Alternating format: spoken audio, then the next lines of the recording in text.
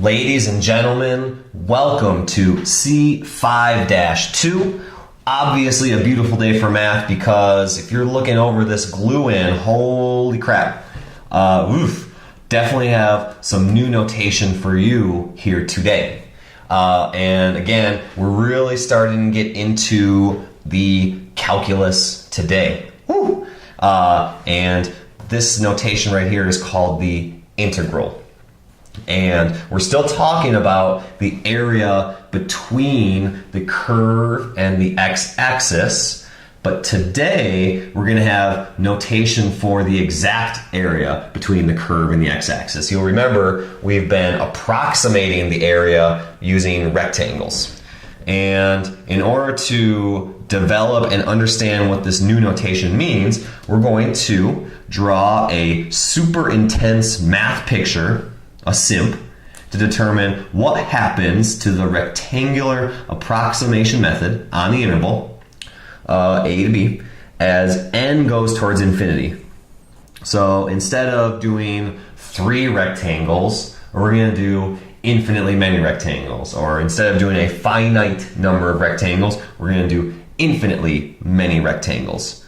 And we're going to use this calculation right here. So the change in x is b minus a over n. So just to remember, on last time's glue in, we had a subinterval from 0 to 3. So we would say the delta x, so it would be b minus a, so 3 minus 0. And so 3 minus 0. And then we do 3 rectangles. So therefore, why did I do a?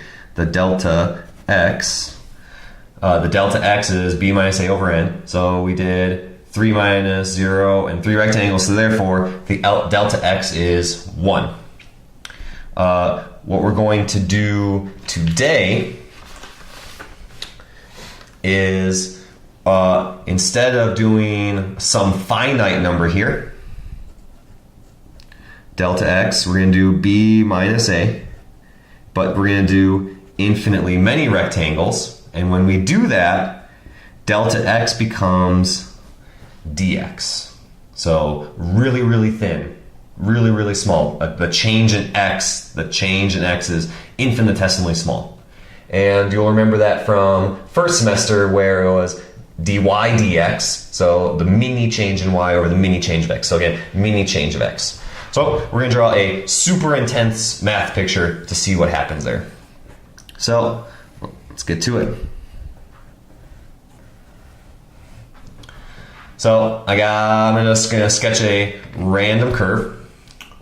Focus. Going to draw a random curve. So something like so. And we're going to go from A to B. And I'm going to break up. So I'm going to break up my interval. So I'm going to go from A to B. So here is my full interval, and I'm going to break it up into rectangles again. So again, here is my equation, f of x, so some random curve. So again, what we've been doing is we looked at a subinterval, and in this case, let's just do a midpoint. So this first subinterval, I'm going to say my first x value, c sub 1. So that's going to determine the height of the rectangle. So there's my first rectangle. So that's my first subinterval. There's my first rectangle. So then the next subinterval would be from here to here. So then my next x value would be c sub 2.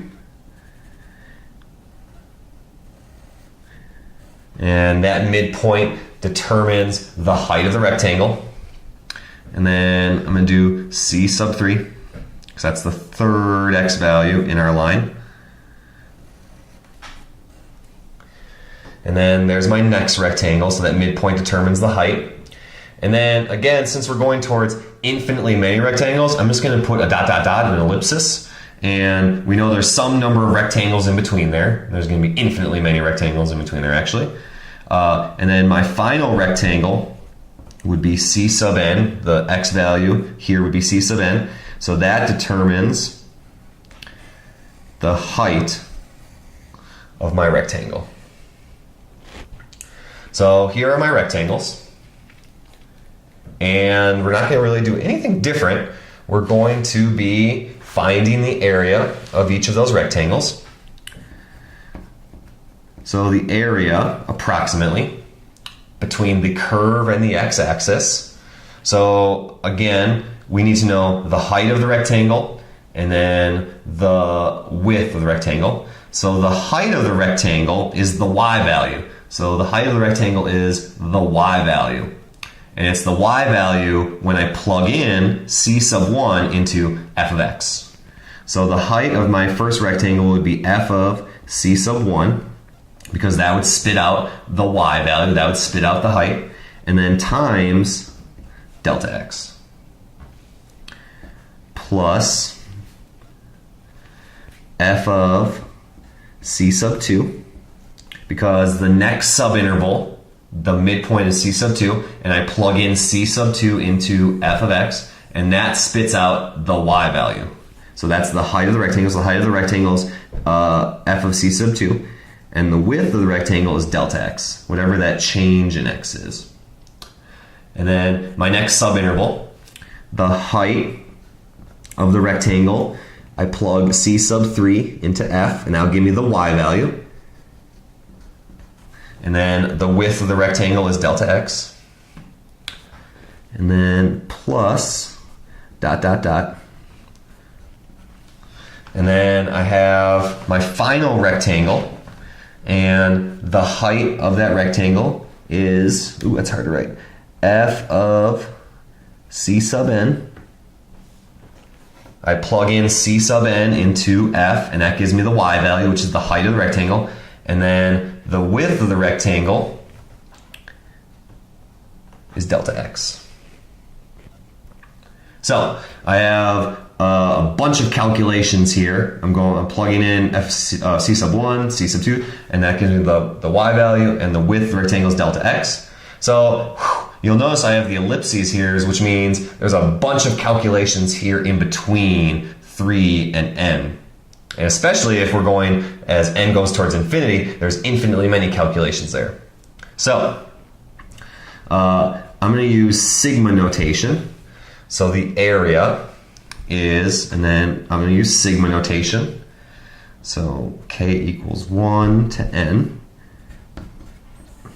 And then here is my sigma notation. So you'll notice these are really predictable. It's f of c sub something times delta x. F of c sub something times delta x. F of c sub something times delta x. Dot dot dot. F of c sub something times delta x. So I'm going to do f of c sub something. I'm going to say k, and then I know k starts with 1, and then goes 2, 3, 4, dot dot dot dot dot, all the way up to n. So c sub whatever, and then it's always delta x. So here's where the fun comes in. This is only an approximation. Again, these are rectangles. So we find the exact area, A equals, if we take the limit as n goes to infinity. So we shrink those rectangles down to have a width of dx. They're really, really thin. And that would remove these over and under estimates. So if we do the limit of sigma k equals 1 to n of f of c sub k delta x. So if we take the limit and we shrink those rectangles down so they have a very super thin width, that becomes the integral from a to b of f of x dx. So you'll notice there's it looks really darn similar. So the height of the rectangle continues to be f of whatever, f of whatever, f of whatever. So here's the height of the rectangle. And then the width of the rectangle is dx. So base times height, base times height, base times height, base times height. So this notation is saying add together really, really thin rectangles with a height of f of x from a to b. And I'm going to draw a little sketch of why this works out. So here's my curve again from a to b. So instead of having wide rectangles here, we're going to have really, really thin rectangles. So they're really, really thin. My pencil can barely represent how thin they are. So really thin rectangle, really thin rectangle, really thin rectangle, really thin rectangle. And if we have infinitely many of those, there's no over and underestimate because it's so thin. We're really just, it's so thin. It's exact. That finds the exact area of the rectangle. No more over and underestimate. Since these rectangles are so thin, it's the exact area when I add together all of those rectangles. And that's what the integral is saying. Add together all those really thin rectangles. And again, I'm going to pull one of those rectangles out.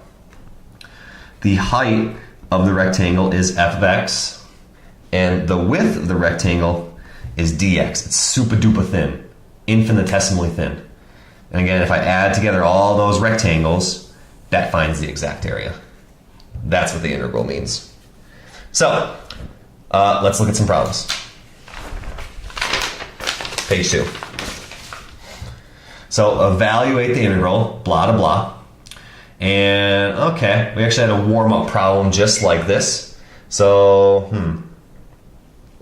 in the warm-up, we approximated the area using rectangles. But now, we're going to find the exact area. So if we sketch that curve, the square root of 4 minus x squared, that's called the integrand. And we're looking at the area between the curve and the x-axis on that interval. So we can use geometry to find that area. Later on, we'll have some calculus methods to find it, but right now, we're just kind of futzing around with this notation. What does this notation mean? What does this notation mean? This notation means find the exact area from -2 to 2 between this curve and the x-axis. So, since we know geometry, we can actually solve this.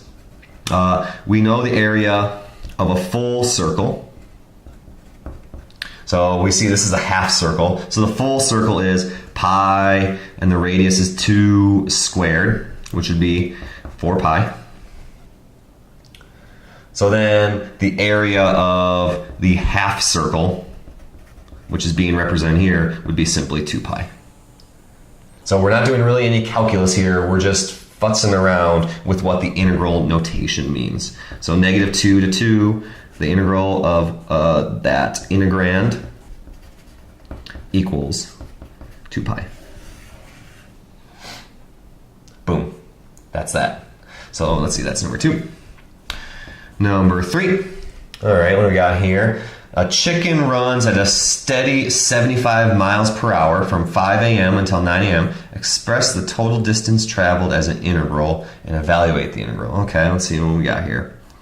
I'm just going to think about this graphically. So let's see. The chicken is running 75 miles per hour constantly from 5 a.m. until 9. So we got a rectangle. So again, we can use geometry on this. So let's see. We have a rectangle, and the width of the rectangle is 4, and the height of the rectangle is 75. So we know we're going to get 300 miles. So the chicken has run 300 miles. But we are supposed to express the total distance traveled as an integral. So let's see. We're going to take the integral, and let it make sense. Let's see, we're going from 5 a.m. until 9 a.m. So we're going to take the integral from 5 to 9. And then the height of the rectangle is consistently 75, or in other words, that curve is 75, y equals 75. And then the width of each rectangle is dx. So that's the integral. So the integral from 5 to 9 of 75 is 300. Boom. Well, this is easy. Page 3.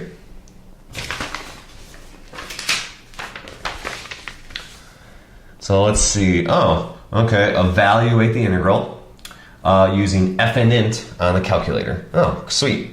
There's a little bit of a typo here. What we're trying to find, I meant to type the integral of from 0 to 5 of e to the negative x squared. So somehow I didn't get that superscript dx. And we're going to use the calculator. And here's going to be the calculator command, fnint of e to the negative x squared, comma x, comma 0, comma 5. So it kind of looks like n deriv from our past. So let me show you how to type that in. So go to the home screen, and you can go to math, and then it's usually the 9th option, fnint. So again, that's going to be our calculator command. So e to the negative x squared. I'm going to close that parentheses off, comma x, comma 0, comma 5. So this is going to find the area between this curve from 0 to 5. Thinking, and there you go, 0.886. So that equals 0.886. Done. All right, one more problem. Let's see, we have evaluate this integral from -1 to 2. So let's see, since we don't know any calculus yet, that was number 4, silly me. This is number 5. Let's look at the graph of this thing. So I'm going to graph the absolute value of x divided by x. And then my bounds of integration go from -1 to 2. So I'm going to change my window from -1 to 2.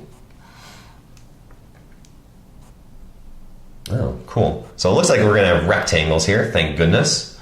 So we can use geometry to find this integral. So, draw a little sketchy poo. So let's see, it looks like this. It's -1 to 1.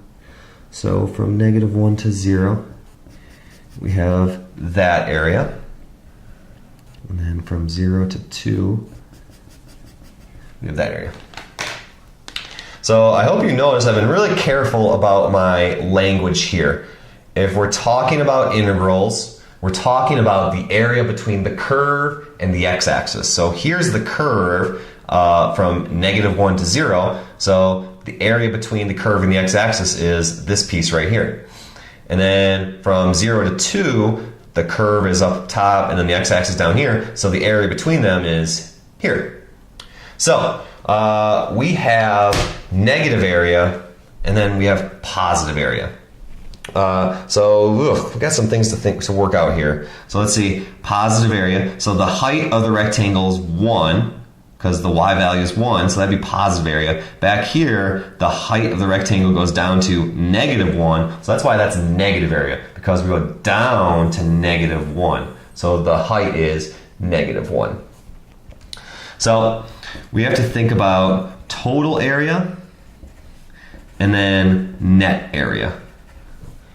So total area is, we think about these regions as things that we need to put carpet on. So here's some area and here's some area. How much carpet am I going to need?